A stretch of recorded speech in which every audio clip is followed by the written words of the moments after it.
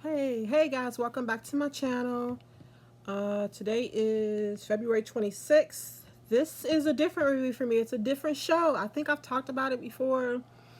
But I keep wanting to review it, but I haven't yet. But the most recent episode of Paradise on Hulu was so good that I had to make some time to talk about it. It was I want to pronounce this right, penultimate episode, the episode right before the season finale. We did find out that it was renewed for season 2, so that's awesome. If you haven't watched it, watch it. If you haven't watched it, stop watching this because I don't want to ruin anything for you. It's really good, and it won't be as good hearing it from me. It'll be better if you watch it yourself. It's on Hulu for me. Um, I go through Disney Plus, so I'm sure you can see it that way. I haven't researched this, but I did hear from someone else that it's going to be on ABC soon. So no excuses. Watch it. You will love it. If you like action shows, if you like thriller shows, if you like mystery shows, if you like whodunit shows, if you like dystopian science fiction shows, if you like dramas, it's really all of that shit in one. So talking about Paradise season 1, episode 7. We ended last week on a cliffhanger of Xavier holding Sinatra at gunpoint. I was hoping we would pick up with that, but we didn't. But we'll get there soon. So we actually started off this episode with a flashback of characters we hadn't seen before. This was in the past, 1960 something, and based on real life events. I don't know if all of it is real, if it's like a fictionalized portion of it or not, or what. I haven't had enough time to research that, so don't accept what I'm saying as facts, guys. It's just my opinion based on what I remember from the show and the notes I was able to scribble down really fast. But we see some military official, high-ranking military official, stressed out, talking to his wife, talking about there was about to be a nuclear war, but the opposing side's captain was told to kill everybody if that's what happened, if they were confronted, but the captain flying the plane himself took it upon himself to just turn around. So like that man saved the world because he disobeyed orders. So I would love to know more if that is real. I wonder like what happened to that person. You went back to I think it was Russia or was it Cuba? I'm not sure. I'm not sure. But either way, when you get back there, like, are they thankful that you didn't blow up the world so that they could still be alive, or do you get punished? I don't know. I don't really like this color lipstick. It looked prettier in person, but on camera it's a little too purple. Oh well. So we avoided the nuclear war in the past, but the soldier did tell his wife that it was inevitable that it would happen again. And I wondered the point of this scene, but we find out the point of this scene later on. So I will come back to it. But before I move on, I did want to say that him sharing what I assume was classified information at the time with his wife, it made me think about Xavier and wishing that he might have shared a little more information with Terry. But it's a gray area.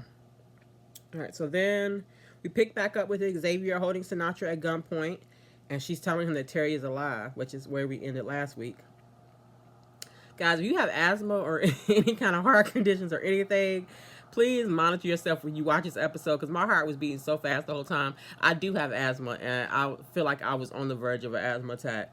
And I wish I could say I was exaggerating, but I'm really not. It was quite intense the whole episode. My heart was beating so fast for everything. It was like, it could have been like it was happening in real life. Yeah, which, it could be like it was happening in real life. If you know, you know. Alright, so Sinatra lets Xavier hear the recordings of the transmitters from outside, that there are people that are looking for them. Then we see the day, which I forgot to mention. The name of the episode, I believe, is The Day. The day the world ended, which we've all been waiting for to see like what exactly happened. And we see Bob Woodruff. I hope that's the right name. I didn't look that up because I feel like I knew that was his name from watching the news. I'm pretty sure that's his name. He's been through a lot. Great anchor. So Bob Woodruff is on the news, and later we see that they have the special report after you know what? I should wait and come back to that. I'm so used to doing General Hospital soap operas where I can go around all out of order and still bring it back because I know the show so well. I don't want to do that with this because I don't know that I'll be able to make it make sense if I do that. So I'm going to try to follow my notes. We'll see how that goes. So apparently there was a volcano in Alaska that melted the ice caps and it moved up to the inevitable real life destruction of the world. You know, it's happening. We see Marsha, who apparently is a long-term aide to the president. She's been with him since like he was in the Senate. She's constantly throughout the episode. We see her going back to Xavier trying to get more information about what is going on because she wants to know if she should go get her son. And Xavier pretty much he plays her off and he tries to like pacify, reassure her, but he very much brushes her off, which is sad, but it's also part of his job. We see the president in meetings in the Oval Office and find out bit by bit that other countries are falling apart, going dark. Their weather catastrophes happening all over. It's just catastrophe. And they're losing communication with people. And things are escalating so quickly. And Cal, the president, calls him his nerds, but the scientists, and yells at them because he thought we were going to have more time. They thought their models anticipated we would have 10 days of warning once the seismic activity happened before it erupted. It was minutes. So that's why they are in the chaos that they are. So Versailles, I think I'm saying that right, is here. That's the code name that we've heard throughout the series, and now it's finally happening. And we already kind of knew what that protocol was because of what we have seen in the show so far, but this is where we actually see it play out. As soon as I found out it was Ryan's third day, I was like, damn, he's going to die. I didn't know how he was going to die, but I knew that he was going to die. May he rest in peace, even though that's skipping ahead. I can't help myself. When the staff was taking down the paintings, it reminded me of something. It's like I could almost see it, something. I don't know if it's something from history or something I saw on television, but it's so very familiar to me that it's annoying. I haven't had time to look it up to see if I can jog my own memory, but it was just eerily familiar to me. I don't know, it's like a deja vu kind of thing. So maybe you guys know and you can enlighten me. I love to learn, so educate me. But it's not your responsibility. I can educate myself. I don't want to put that burden on you. But if you do want to know and want to share, then we can have a conversation. That would be cool. It was interesting how the janitor just kept cleaning, and I think that that's how it will be in real life, is in real life. You can't stop to really think about what's going on. You got to go to work. We got bills to pay. Like, it's a system, it's a cycle, and we all are forced to do our part, unless you're someone wealthier and you don't have to, like, get up and go to work and you can prepare. But most people I know, even people that are doing well, we still have to get up and go to work and keep living life and not able to do anything about the impending catastrophe but pray and hope and ignore. It's so many people. I've said this for a while, but like I've said this for probably about the past 5 years. No, because it was before the pandemic. Probably about 10 years now, and it's still true to this day. But just walking around with the different things that have happened in COVID, before COVID, it feels like in real life, and like you know how you watch a dystopian movie, and like for the first 30 minutes of the movie before the shit hits the fan, everybody's going to work, going to the store, having sex, whatever, taking care of their kids, just living their lives. I feel like that's where we are. Like right before this shit is about to hit the fan, or even where the shit has hit the fan and we just don't realize it. I love this show, but I also feel like it's kind of sick. It feeds kind of a sick part of me because I feel like maybe I shouldn't enjoy it as much as I do because it feels so predictive. It feels almost like a documentary instead of a work of fiction. And to enjoy it as entertainment, I don't know what that says about me. Or the rest of us, or everybody watching this video. So if I'm sick and twisted, then we're all sick and twisted. Join the club. But I was holding my breath for most of the show. That's why I was like, do I need to get my inhaler? I didn't know if I needed a breathing treatment. And I went back and watched it again to be able to gather my notes, and it was still just as intense. Just crazy. I did notice that we didn't see Billy or Jane in this episode, so which makes sense because we know that they weren't the president's people, they were Sinatra's people. So she probably had them on another plane somewhere. They was probably already in Colorado, like waiting. When the president, they have Cal record a video to go out as a message to the American public, and it's supposed to air as if it's live, and by the time we would see the message, he would have been on the plane and probably halfway to Colorado. And it reminded me again of like real life. Like they lie to us every day to maintain the peace and to give themselves a chance to get out and get away with shit. But I remember there's a show called Silo. If you haven't seen Silo, watch Silo. If you're watching this and you haven't seen Silo and you want to watch Silo, stop. Spoilers for Silo. Skip like 3 or 4 minutes ahead. I don't know how long it's going to be. I would say I'll add timestamps, but I won't. I'm not that kind of fancy yet, guys.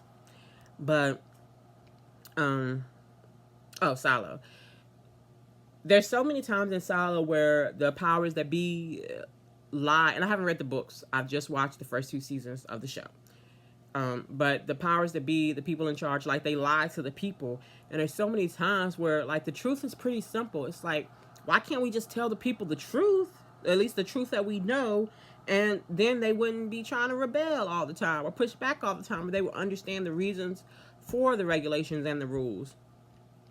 But I understand that that's a very naive mindset. That's why I can never be like the person in that position of power, because I feel like I would be like Cal. I would want to do the right thing, and I wouldn't want blood on my hands. But when you are like at the top in the leadership of such a huge amount of people, like you can't trust people to be rational because people are not rational. And so you need someone who can detach themselves and be cold-hearted or smart, whatever Sinatra said she was a monster. You have to be that way to be able to move forward. So, I don't know. It was hard to watch, but also kind of thrilling to watch. We see Xavier throughout the chaos. He's checking his phone, missing calls, sometimes being able to get her, sometimes not. But he finally talks to Cal and lets Cal know that Terry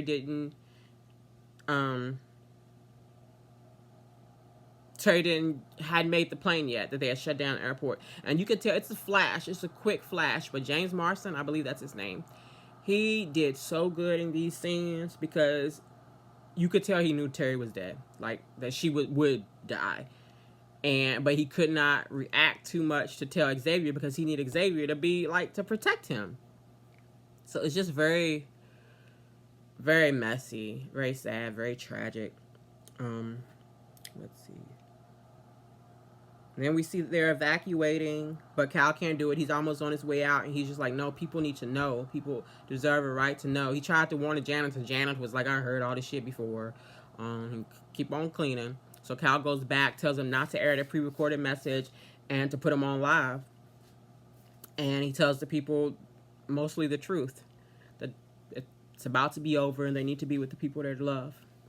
And it gets even more chaotic. You got people coming from all over, I guess, like the White House, other places in D.C., probably just regular people, too, running on the White House lawn. The military, National Guard people are trying to, like, hold them back. People are, like, getting shot. It's crazy. They even someone got shot in the White House, in the room, because they were trying to go with the president. And, they couldn't. I went out of order. But I also enjoyed the scenes watching James Marsden just kind of step back and look at these people. And you could tell that every person he looked at, like observing, like he just saw death. And it was like eating him away inside. I see why he had to take a drink. I would have taken a shot too.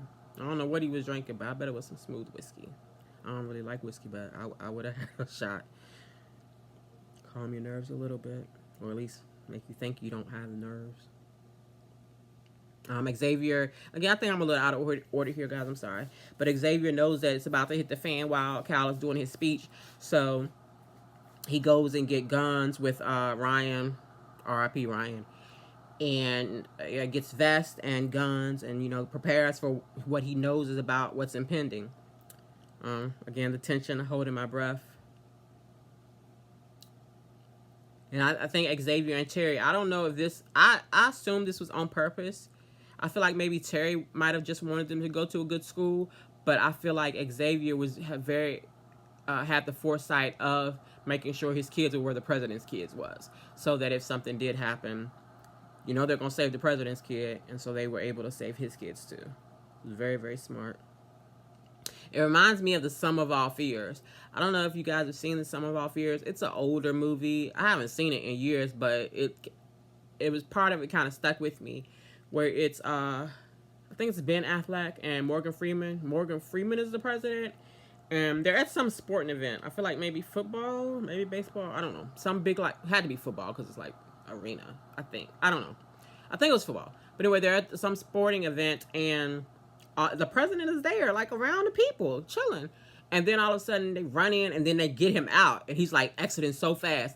And people are still chilling at the game. And I remember watching that movie whenever it came out years ago. It was like, what the fuck? If I'm somewhere and the president is chilling and the president run away, I'm running away too. I might not can go with him, but I'm getting the fuck out of there. And then the shit blew up.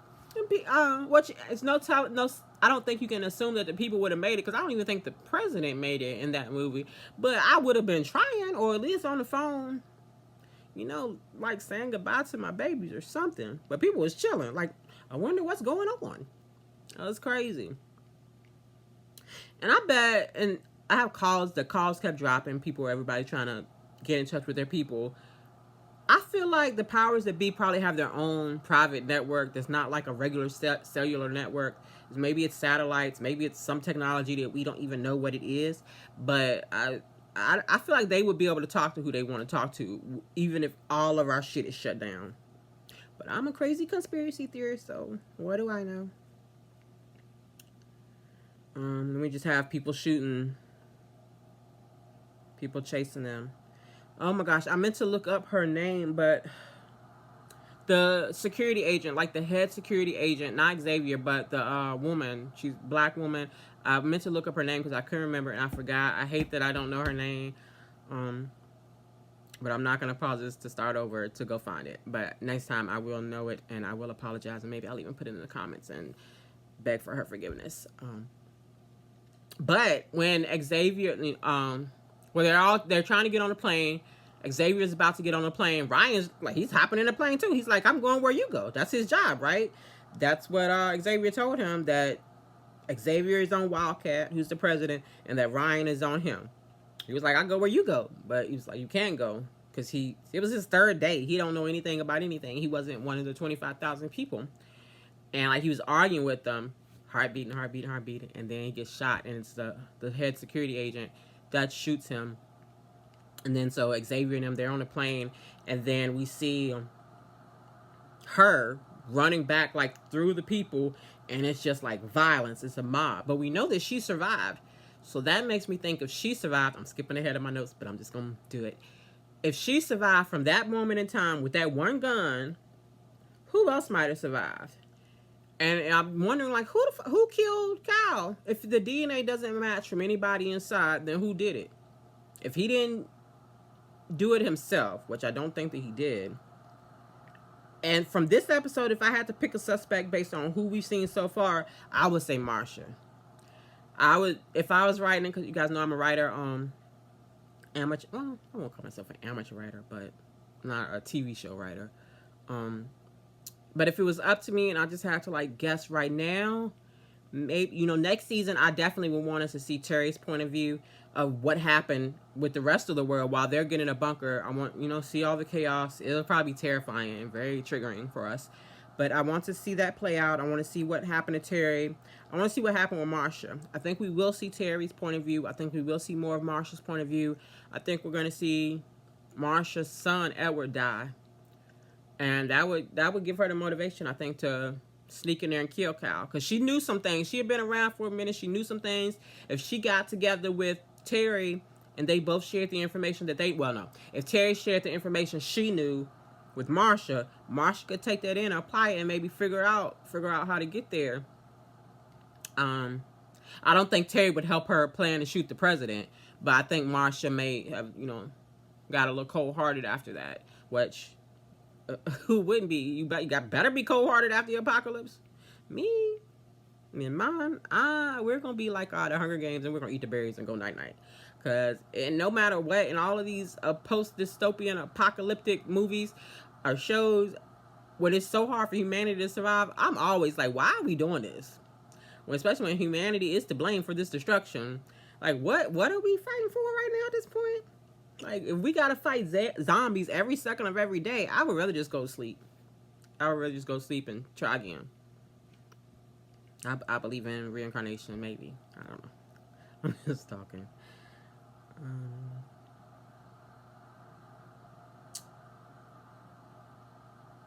Yeah, I think I've just talking a little bit, and so I skipped over my notes. I'm sorry. Give me a second. Oh, yeah, I'm out of order, but Sterling, Xavier's that dude going back to get the football without the vest. He was a hero.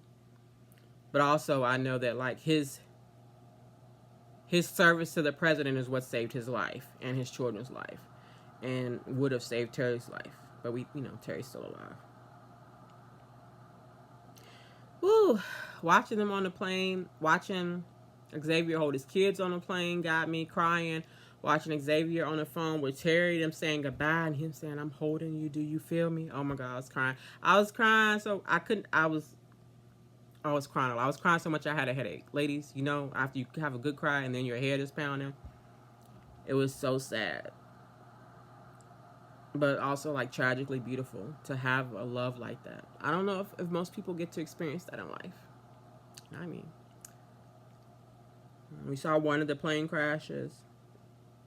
I also don't know, we should assume that if America had this plan and they had the bunker in the mountain, the city in the mountain, I think it's very American to assume that we're the only people that did that. But it's probably more, I feel like every country got something for their people. Which explains why, like, they're blowing up stuff with the nuclears to, like, kind of, like, control the land. And really, like, go back in time. Oh my gosh, so much of what's in my notes I already said. But that makes sense because I've been talking for 22 minutes. Okay, I said all that. Alright, so then we're back to what we believe is present day. Well, no, that's not true. That's not true. There's more, yeah, I don't really understand. I think I was so busy, like, being sad about it. My notes are a little messed up, but I can remember that then we see Cal talking to Sinatra, and he's about to put in the nuclear codes to blow up the world, because you have to blow up everything else to stop the chaos, or else you're going to have people coming in from other countries as well as Americans coming after them. And if they find, like, where they are, they don't have enough to sustain more than 25,000 people. So it's kind of, if you are a Star Trek fan, then like, the needs of the many outweigh the needs of the few. So you have to put what will benefit the most people first. Well, actually, that sounded good, but that's not really applied for this, because the many would be everyone on the outside, and the few is the ones on the inside. So strike that. But yeah, the point is, Cal does not enter the nuclear codes. Apparently, I imagine the same general from the beginning of the show that was talked about the other crisis in the past developed a different set of codes that would give the president another alternative. Instead of blowing up everything with the nukes, he could disable every electric thing on the planet. Satellites, the missiles, everything. So missiles wouldn't blow up, but also, like, people, it would give people somewhat of a chance to survive, albeit maybe not a great chance. But ooh, that was very country. I'm from the South, y'all. Albeit not a very great chance, but at least a chance to survive. So Cal is a good man, as good as he can be. So he makes that choice. He uses a blue car instead of the red one, and he fries all the circuits. So as far as we know, the missile did not hit Atlanta, and Terry is alive. As long as that recording that Sinatra has is real, which I do believe it is, I think Terry is alive. All right. So if Marsha is the killer because of her son, and that's why she killed Cal, then that would also make Xavier a target. And again, if I was writing it, I would have a scene where maybe Marsha was gonna shoot Xavier, but she didn't because she saw him with his son, and it reminded her of Edward, her son. So she just didn't do it yet. She might be still around, lurking somewhere in the shadows. Sinatra is a monster, but a necessary monster. I feel like I should start calling her Elon. That's the scariest shit out of all of this for me, is how, like I said, this feels like it could be a real story. This could be really what happened in real life. I feel like she is Elon Musk. That's her character. I feel like they even cast someone who could kind of be like the female Elon Musk. I feel like they are putting this shit right in our face and expecting us to just watch it as entertainment and not do something about it. And that's what we're doing. We're watching it as entertainment and instead of doing something about it, because what can we do about it but make YouTube videos? Very encouraging and optimistic, guys. I'm sorry. I'm so sorry. Yeah, that's the end of the show. It was an incredible episode. The best yet. I can't wait for the next episode to see how it ends and then see what happens next season. I'm so glad that they got renewed for season 2. I'm glad that I started watching this show, because the first episode, I gave it a few minutes, was like, oh, this just looks like a regular action show, which I don't mind a little action, but I need like some substance. I need you to like tickle my brain and intrigue me a little bit. And it didn't really intrigue me that much until the last 5 minutes. And then it was like, oh shit, what? They can schedule a sunrise? And then it's like, oh, that's not a real sky. And then understanding. And so then after I realized that, I went back and started the episode all over, because I love to do that. And looked at everything under different contexts, and then I was hooked. I was like, yes, I'm here for it. I was telling everybody I could watch the show. It's great. Not as good as Severance, but watch it. So if you're watching this, I doubt anybody's still watching at this point. It's 27 minutes in, half as long as the show. But I'm so glad I finally made this video. I'm sure I'm going to make another one next week to talk about the finale. Thanks for watching. Live long and prosper, or should I say resistance is futile? Should I be like the Borg today? I don't know. Y'all have a good one.